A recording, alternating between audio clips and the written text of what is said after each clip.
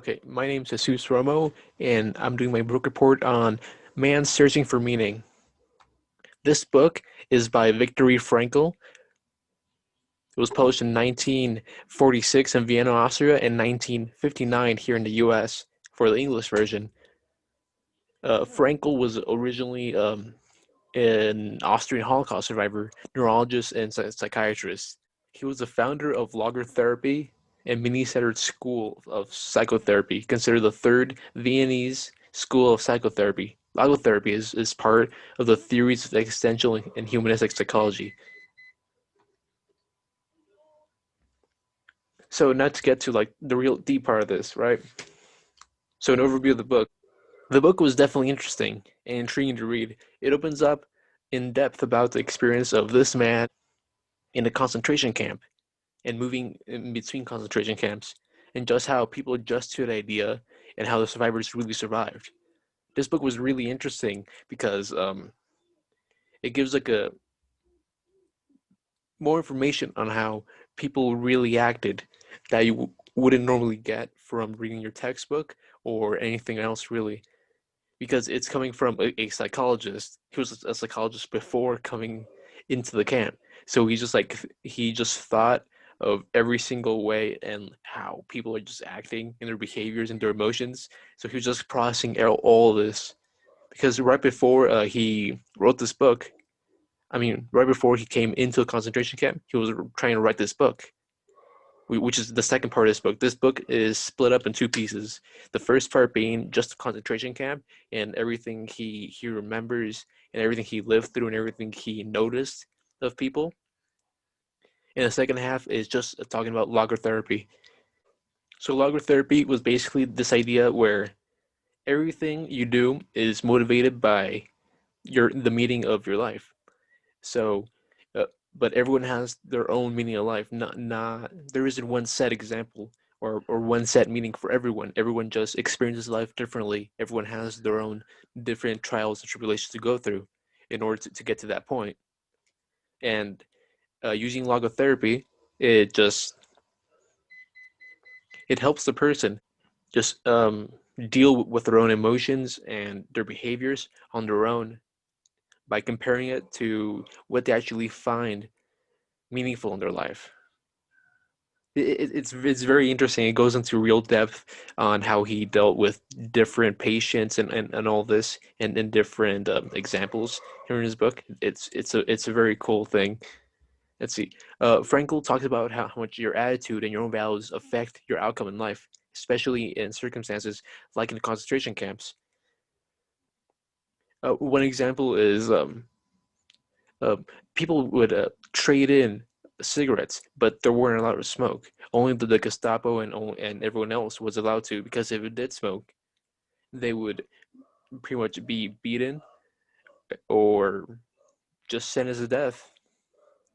So when people actually did lose hope and just like could not keep on fighting, you know because they take out the cigarette that they've traded for or that they've put in time and work to get, they just start smoking it, and that's when you know they lost all hope.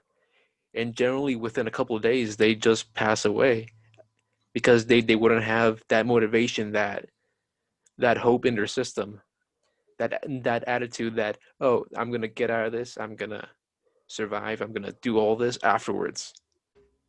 But of course some people just don't make it, no matter how good their attitude was. I mean, he made it out of all this with some incredibly hard work and just plain luck, to be honest. Let's see. So, in the value of improving relationships with this book, this book is extremely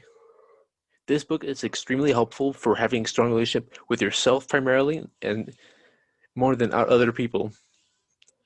It shows you that you're not just reacting to your life in the right or the wrong way, that you shouldn't be asking what the meaning of life is because it's different for everyone.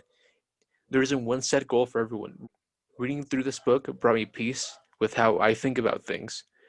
I want to do, and that attitude truly has a massive impact in achieving one's aspirations. It's very valuable in that regard. I think it's very good with improving relationships because you get to learn on just how people adapt to different situations. It's very interesting in that you shouldn't judge someone based on what their profession or what they're actually doing because you don't know that their backstory, you don't know how they got to that point. It's a very wild kind of topic that shouldn't be wild to some people, but it really helps when you already know that, oh, okay, this person is this way because, oh, I'm assuming that they had a really hard life, they had all this, and it's easier to deal with people and to have like actual relationships with them, whether it's friends or more intimate relationships.